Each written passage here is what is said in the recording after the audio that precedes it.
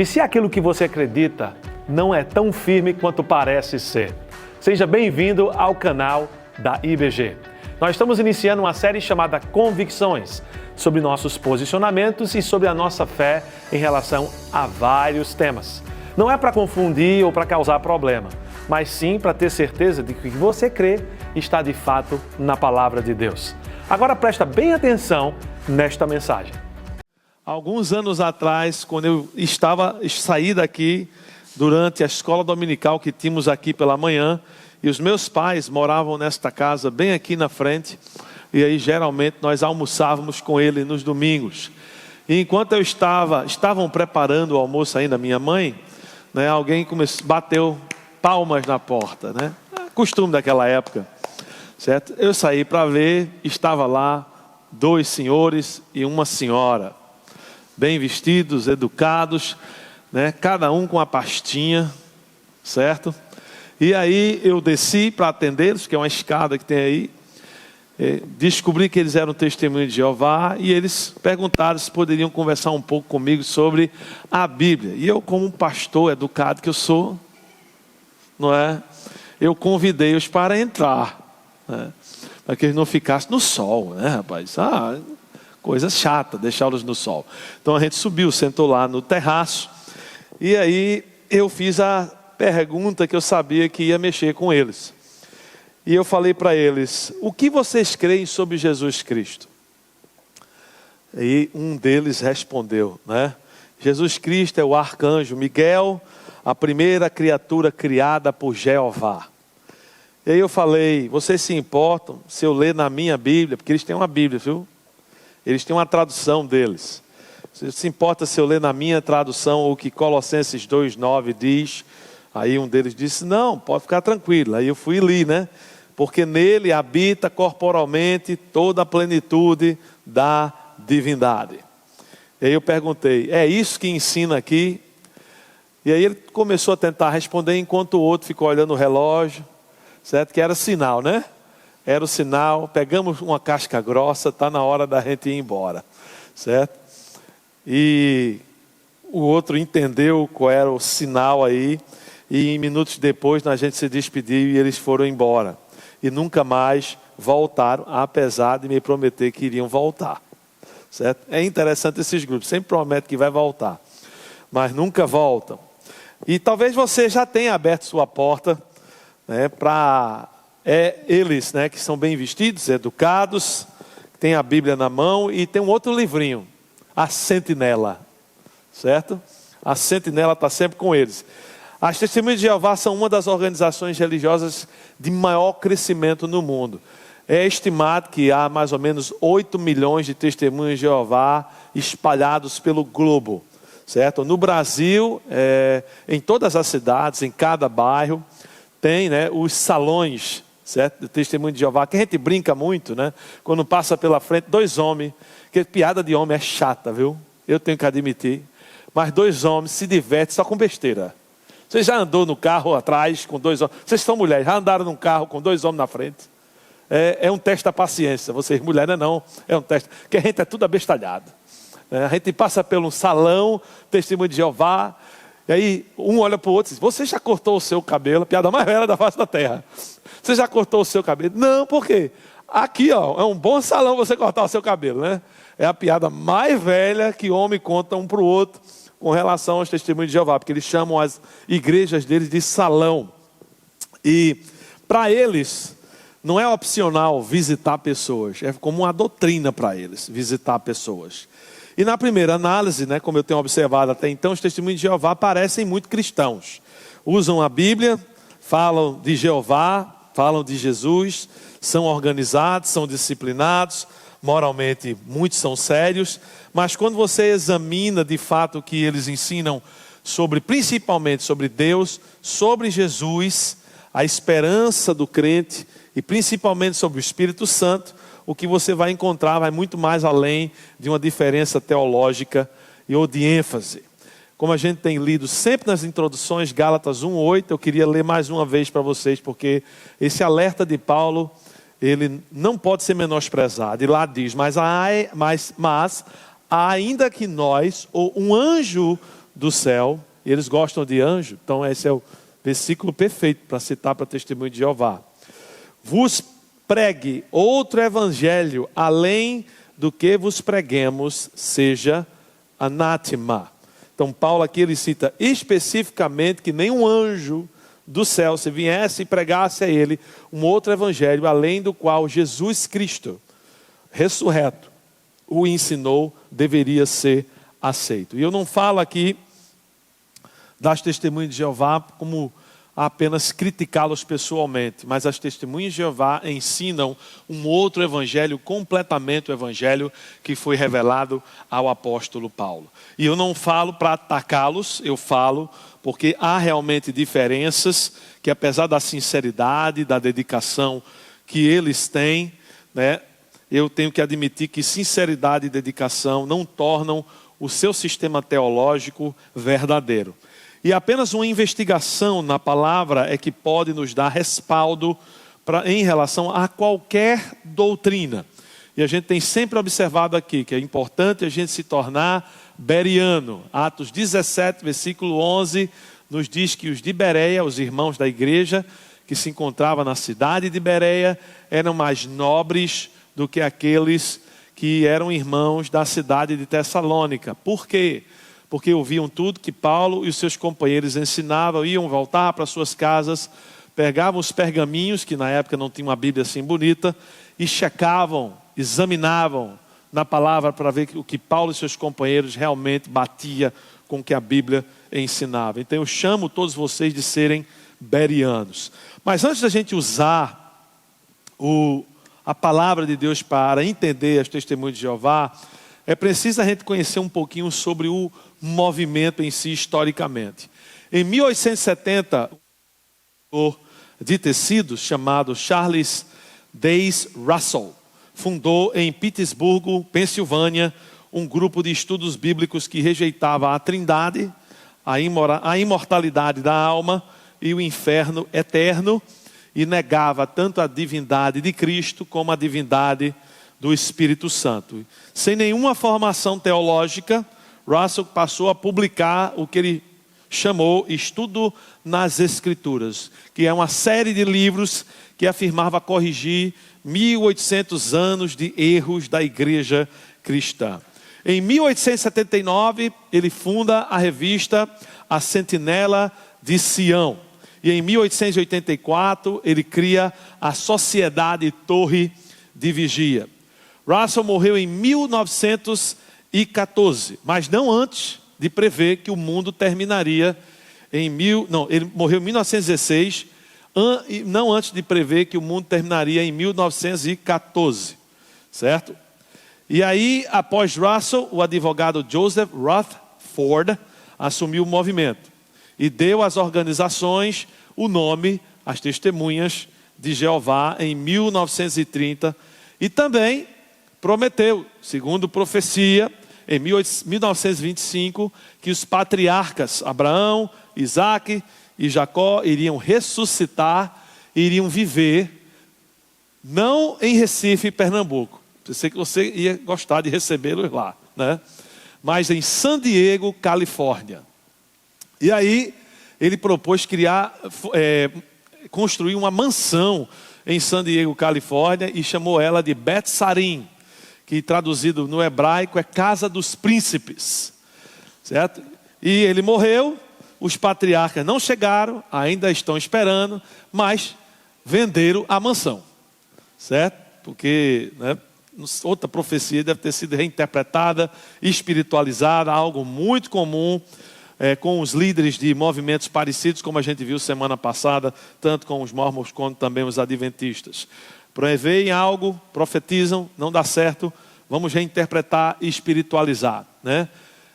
Adventista, Jesus vai vir em 22 de outubro de 1844, não veio? Não, mas veio. Só veio espiritualmente para aqueles que são puros de coração. Então, vamos sempre reinterpretar e espiritualizar. Só que o que eu gostaria de fazer hoje é responder mais especificamente, como a gente tem feito todo domingo, quais são as razões bíblicas para eu não ser testemunha de Jeová. E eu vou apresentar a vocês hoje 3 dessas razões, mas no total são 6 razões.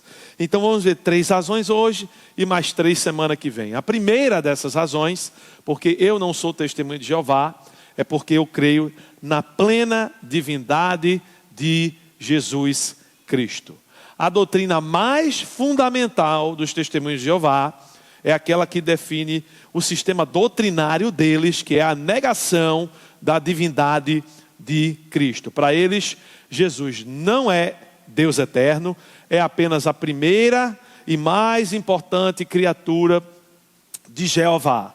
E antes dele se tornar humano, Jesus existia como um anjo, certo? Que é o arcanjo Miguel. Mas ele não é nem co-igual e nem co-eterno com o Pai e o Espírito Santo. Ele de fato é, na verdade, inferior e derivado do Pai. Para sustentar essa posição, a Sociedade Torre de Vigia produziu a sua própria tradução da Bíblia, chamada Tradução do Novo Mundo. E nela ela adulterou principalmente João 1, versículo 1, traduzindo ele dessa forma: e a palavra era um Deus, não o Deus, mas um Deus. E essa é a coluna de sustentação da teologia das TJs. Eu vou chamar daqui para frente TJ para a gente encurtar, certo? Agora vamos ver de fato o que é que João 1, versículos de 1 a 3, afirma sobre Jesus e sua natureza. No princípio era o verbo, artigo definido, e o verbo estava com Deus, e o verbo era Deus. Ele estava no princípio com Deus, todas as coisas foram feitas por intermédio dele, e sem ele nada do que foi feito se fez. O texto original, kai theos logos, que é no grego, declara Jesus claramente, especificamente, categoricamente com o Deus e não um Deus. Pois diz que o Logos era o Deus, artigo definido. Nenhum estudioso sério de grego koiné, quer ele seja crente ou até descrente, apoia aqui a isenção do artigo indefinido um Deus. E além da gramática grega, Paulo é ainda mais direto em Colossenses 2,9, como eu leio no começo, queria ler mais uma vez e analisar para vocês esse versículo. Colossenses 2,9 diz: porque nele habita corporalmente toda a plenitude da divindade. E a palavra grega aqui para plenitude é theotetos. Divindade aqui, ela não significa uma qualidade divina ou algo da divindade, um pouco da divindade, uma fração da divindade, mas a palavra aqui, plenitude, significa a natureza de Deus em sua totalidade. Então Paulo não está dizendo aqui que parte de Cristo é divino ou está em Cristo. Ele não está dizendo aqui que Cristo é uma das divindades. Ele está dizendo aqui claramente que toda a plenitude da divindade está em Cristo, ou por natureza ele é Deus, certo? E essa plenitude habita corporalmente em Cristo, significando que ele é co-igual com Deus e o Espírito Santo. E foi exatamente esse Cristo que Paulo encontrou na estrada de Damasco, em Atos capítulo 9, e foi esse Cristo que Paulo caiu por terra, adorou e ficou cego pela própria glória daquele que se revelou a ele. Se Deus, Jesus, fosse apenas um arcanjo, uma criatura, ainda que exaltada, Paulo teria cometido que pecado? Por adorá-lo. O pecado da idolatria, porque ele adorou um anjo, ele não deveria ter adorado. Mas Paulo jamais se arrependeu desse encontro. Você não vê Paulo em canto nenhum dizendo: eu errei, adorando o arcanjo Jesus. Não, pelo contrário, em suas cartas ele continua afirmando que Jesus é Deus e digno de toda o quê? Adoração. Em Filipenses capítulo 2, versículo 6, Paulo diz isso aqui sobre Cristo. Sendo em forma de Deus, não teve por usurpação ser igual a Deus. Não é arrogância de Jesus ser igual ao Pai, é natureza de Jesus, pois a palavra para forma aqui significa essência e natureza, tá? Não uma das formas, mas essência e natureza. Paulo não está dizendo aqui que Jesus parecia com o Pai, como você parece com sua mãe e o seu pai, certo? Mas que ele e o Pai possuem a mesma essência, a mesma natureza.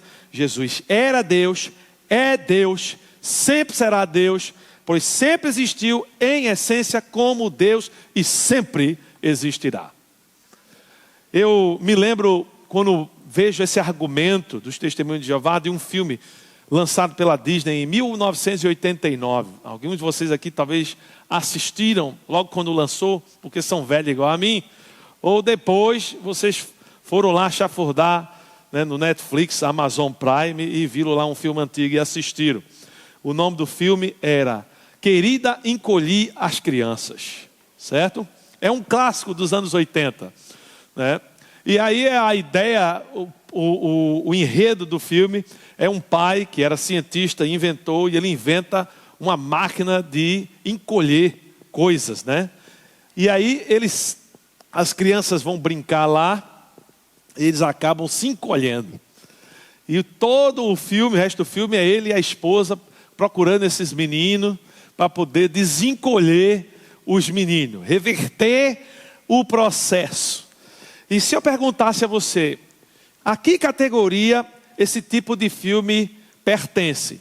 A categoria de filmes baseados em fatos reais, em histórias verídicas, em documentário ou ficção? Ficção, não é?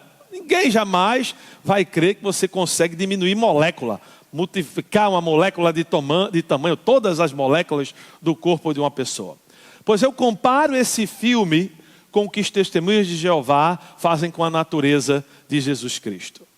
Eles diminuem a natureza de Jesus Cristo, eles encolhem a natureza de Jesus Cristo, como se ele fosse um filme de ficção, onde se ele fosse uma imaginação sem limite.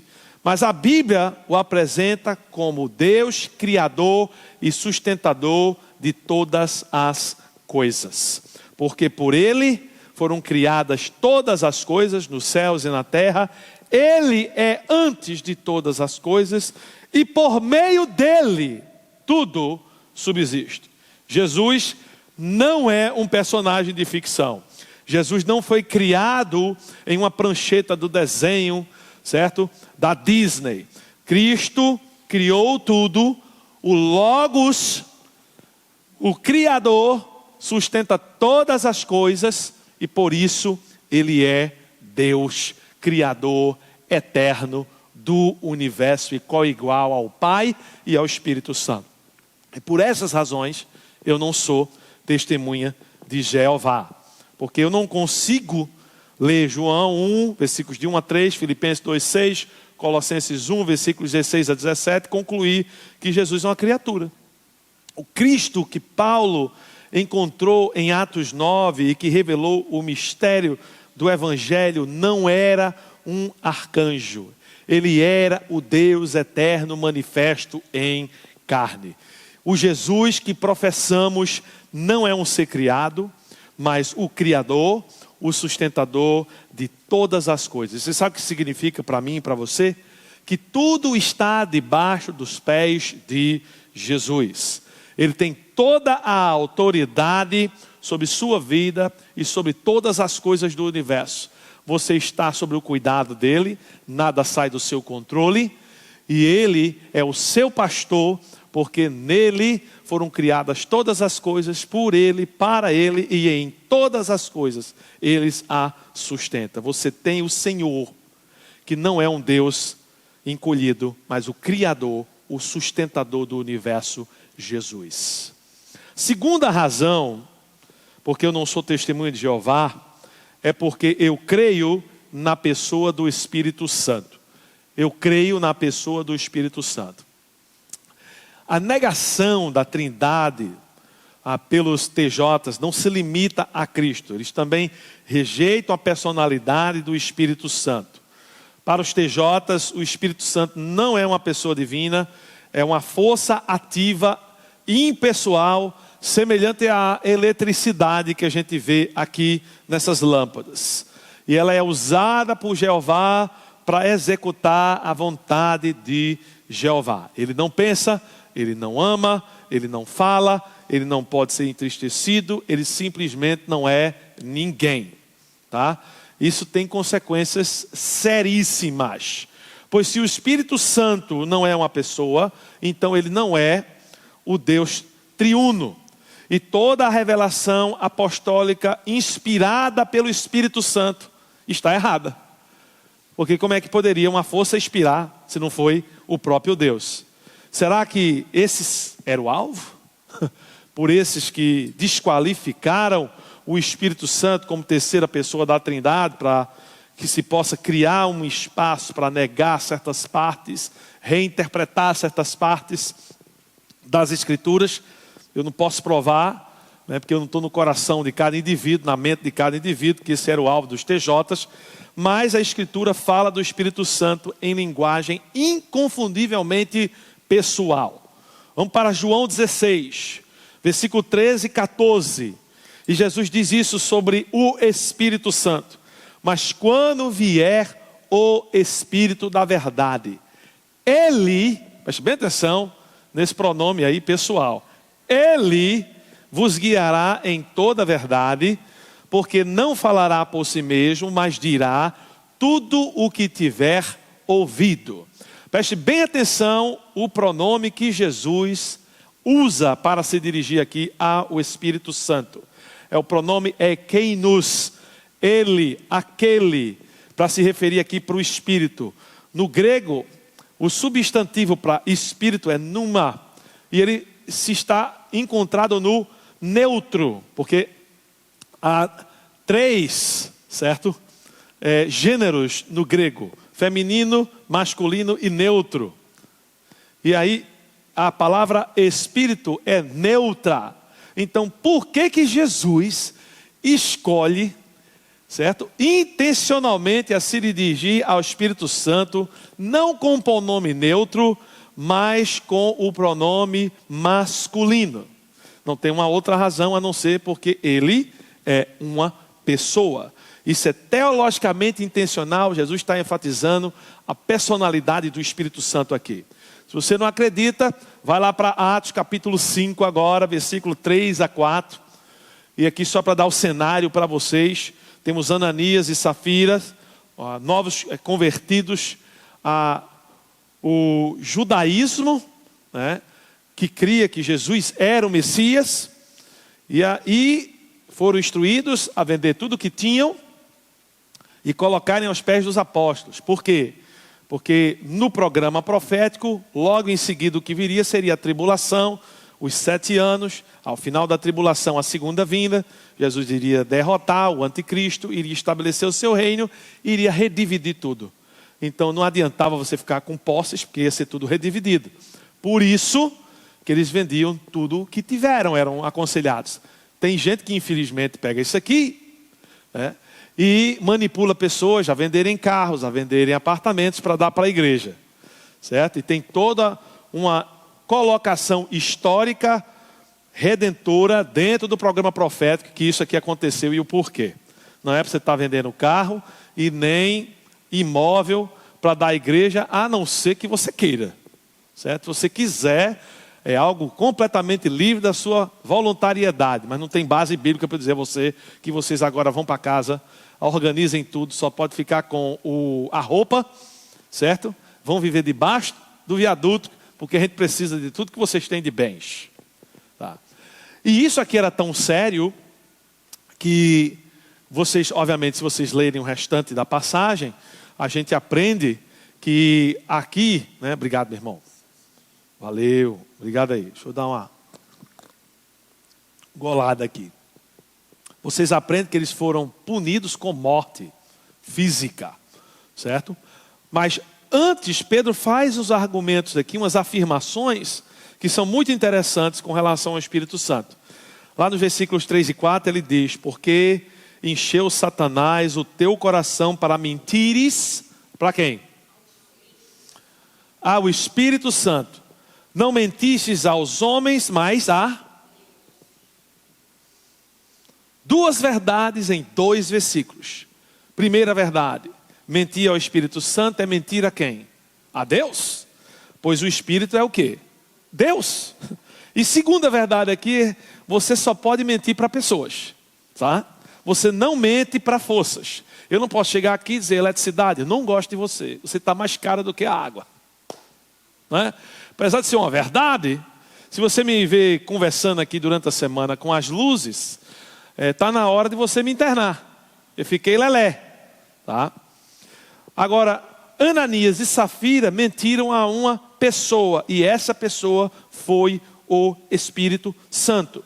Em Efésios capítulo 4, versículo 30, Paulo alerta a nós crentes: e não entristeçais o Espírito Santo de Deus. Me diga uma coisa: que qualidade de coisas no mundo você pode entristecer?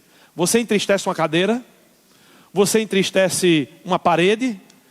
Você entristece o seu carro? Não, você entristece a quem? A pessoas. Então o Espírito Santo, ele não é uma coisa, ele não é uma força. O Espírito Santo está declaradamente aqui como pessoa, tá? O Espírito Santo é uma pessoa. E Paulo, em 2 Coríntios 13, 14, ao se despedir dos irmãos da igreja em Coríntios, ele escreve uma bênção linda, maravilhosa. E ele inclui toda a Trindade. Vê que coisa maravilhosa aqui. A graça do Senhor Jesus, né, Deus Filho, e o amor de Deus, Deus Pai, e a comunhão do Espírito Santo, Deus Espírito, sejam com todos vós. 3 atributos divinos: graça, amor, comunhão, atrelados a 3 pessoas divinas: Pai, Filho e Espírito Santo. Cada uma das pessoas da Trindade estão envolvidas na bênção de Paulo ao final dessa carta. Você acha que isso foi coincidência? Para mim não foi coincidência, para mim é muito claro aqui, tá? Em Efésios capítulo 4, versículos 4 a 6, até cantamos um cântico aqui hoje pela manhã, que tem muito a ver com essa passagem, né? Que são os famosos 7 uns da unidade, certo? E lá Paulo revela a nós, membros do corpo de Cristo, esses 7 uns da unidade. E entre eles menciona um só Espírito, um só Senhor, um só Deus e Pai de todos. 3 pessoas distintas mencionadas na mesma frase como fundamento da unidade da igreja. Um único Deus triuno. E aí, como se não bastasse toda a evidência da própria palavra de Deus, há ainda um problema lógico que os TJs não conseguem resolver. Se o Espírito Santo é apenas uma força ativa de Jeová, como Jesus pode ter sido concebido do Espírito Santo? Como a gente vê na narrativa, certo? Da sua concepção e nascimento, em Mateus 1, versículo 20. Uma força gera vida? Agora é. Eu pensei que só 2 pessoas geravam vida. Certo? 2 pessoas, né? Como é que foi com você? Você é filho de chocadeira? Não, eu estou olhando aqui, não estou vendo nenhum pintinho aqui, nenhuma codorna, certo? Eu estou vendo só gente. E para você ser concebido, foi necessário uma mãe e um pai, tá? Por mais que estão querendo mudar essa ideia aí fora, né? E chamar agora as mulheres de pessoas, as mulheres não, né? Estão querendo agora mudar para pessoas que geram, certo? Eu amei uma entrevista de debate entre uma pessoa que crê nisso e um cristão, quando a pessoa disse: mas as pessoas que geram, aí o cara, peraí, você quer dizer mulher, né? Que só tem uma qualidade de gente que gera: mulher, certo? Por mais que tenha alguns aqui, homens que estão parecendo que estão em gestação, mas eles não geram, tá certo? Eu garanto a vocês, tá? Então, em Atos capítulo 13, versículo 2, quem fala é o Espírito aqui. E veja só o que o Espírito fala: separai-me a Barnabé e a Saulo para a obra a que os tenho chamado. Forças não chamam, forças não separam ministros para missões, apenas pessoas chamam. E todo mundo que teve uma mãe aqui sabe muito bem disso, não é? Mariana! Não é, Mariana? Certo? Você reconhecia essa voz, certo? Claramente.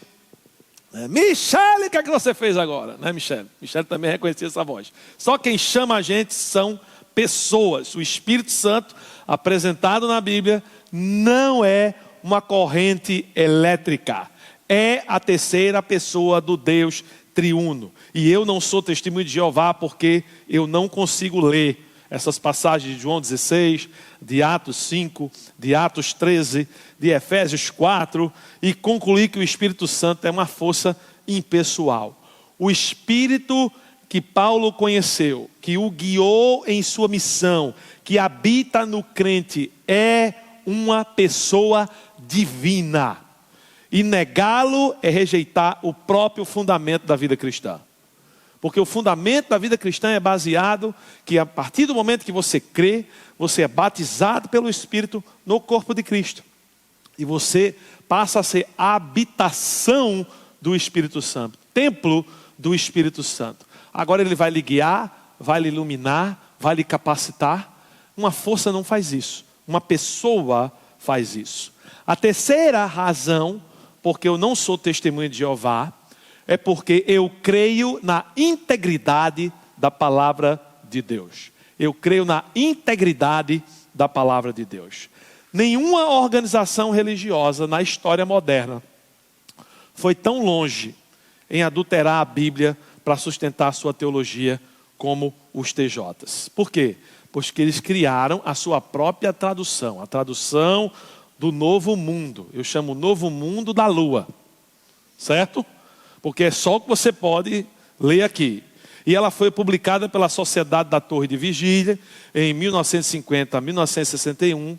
Não foi produzida por linguistas reconhecidos da língua hebraica, da língua grega. A organização jamais divulgou os nomes dos tradutores. Até hoje está em segredo quem participou dessa banca tradutora. Décadas depois, soube-se que parte do comitê incluía Frederick Franz, que foi um dos presidentes, que ao ser questionado sob juramento em um tribunal escocês em 1954, sobre o seu conhecimento do grego, ele falhou em traduzir um versículo simples de João. Esse é o conhecimento de grego que ele tinha, apesar de ele ter cursado algum grego na Universidade de Cincinnati, Ohio. E as alterações, elas não são sutis, meus irmãos. Elas são aberrantes. Em João 1, versículo 1, a TNM inseriu um Deus, onde o grego diz simplesmente o Deus. Em Colossenses 1, versículo 16 a 17, a palavra outras foi inserido 5 vezes sem nenhuma base manuscrita, traduzindo o versículo para: pois por meio dele foram criadas todas as outras coisas. Qual é a intenção aqui? A intenção aqui é muito clara. Cristo criou todas as outras coisas. Ele é, para os TJs, uma das coisas criadas, né? Mas não há um único manuscrito grego de nenhuma época, de nenhuma tradição, que contenha essa palavra nesses versículos. Em João 8, versículo 58, a gente tem usado bastante esse versículo aqui, onde Jesus diz: eu sou, né? Usando o nome divino do Êxodo, para afirmar categoricamente em ser Deus. A TNM traduz: eu tenho sido Deus. Porque ele, ao começo, depois que ele se tornou, né? E aí eles trocam essa forma verbal com o fim de apagar a afirmação de divindade. Porque divino, Deus, é uma pessoa que nunca teve começo nem fim, né? Ele sempre existiu. Então, se Jesus diz eu tenho sido, é porque ele teve um começo. Certo? muito fácil manipular. Em Mateus 25, versículo 43, aonde diz: e estes irão para o castigo eterno, porém os justos irão para a vida eterna. Eles pegam a palavra castigo eterno e traduzem na TNM como corte eterna, eliminando aí a possibilidade de existência de um inferno real. Em Hebreus capítulo 1, versículo 6, onde os anjos são chamados a adorar a Cristo, a TNM traduz prestar-lhe homenagem, não adorar, suavizando assim deliberadamente o ato da adoração a Cristo. E a Bíblia, ela é clara, muito clara, sobre quem adiciona ou subtrai de suas palavras. Lá em Deuteronômio capítulo 4, versículo 2, nos diz: não acrescenteis a palavra que vos mando, nem diminuireis dela. A TNM, ela faz as duas coisas. Ela acrescenta palavras que não existem e diminui o sentido das que existem. Tá? Comparado a uma história que eu li, do ladrão de 1 centavo. Talvez alguns de vocês trabalham na informática aqui, já ouviram falar da história verídica de o ladrão de 1 centavo. Ele até virou uma série, certo? Um cara da Malásia chamado Aman Shah Hamadi. Talvez eu tenha falado direito ou não, caiu tudo aqui, não foi? Deixa eu botar para cá para não molhar aqui, certo? E esse cara ficou famoso porque quando ele tinha 25 anos, ele começou a trabalhar para um banco de investimento na Malásia. Logo no início da carreira ele se destacou, um cara que fazia um trabalho excelente. Aí os seus líderes começaram a ver que ele estava desempenhando um bom trabalho, começaram a dar promoção a ele, mas um período muito curto de tempo, ele foi treinado na área de informática e ele começou a fazer parte do time que ia criar pacotes de investimento, certo? E aí ele criou um pacote de investimento para ele, aonde ele tirava centavos de cada carteira desses investidores, transferia para uma conta dele, certo? E no final ele teve mais ou menos 4 milhões de dólares na conta dele. Ele só foi pego, obrigado aí meu irmão, ele só foi pego porque ele começou a esbanjar, como todo bom ladrão, não se contenta em ficar andando de Fusca, né? Começou a andar de Porsche, de Ferrari, de seja lá do que é, e a galera, peraí bicho, esse cara está arrumando esse dinheiro aonde? Começaram a investigar e logo descobriram que ele estava roubando o banco. E a tradução do Novo Mundo é como roubar centavos. Ela muda uma palavrinha aqui, ela adiciona outra ali, e quando menos você percebe, ela mudou doutrinas essenciais da fé cristã. A palavra de Deus, ela não precisa de ajustes para confirmar o que uma organização quer ensinar. A palavra de Deus, ela já diz o que quer dizer. E eu não sou testemunho de Jeová, porque eu não consigo aceitar como palavra de Deus uma tradução produzida por tradutores anônimos, sem credenciais, cujas alterações não têm suporte nenhum, em manuscrito nenhum, cujo único propósito demonstrável é confirmar a teologia que a própria organização queria produzir. Qualquer tradução que mude uma doutrina essencial da fé cristã deve ser rejeitada. E a gente não pode esquecer que a primeira tentativa de enganar no princípio de tudo por Satanás foi distorcer a palavra de Deus. Foi distorcer a palavra de Deus, colocando uma dúvida na mente de Eva, certo? E uma dúvida na mente de Adão.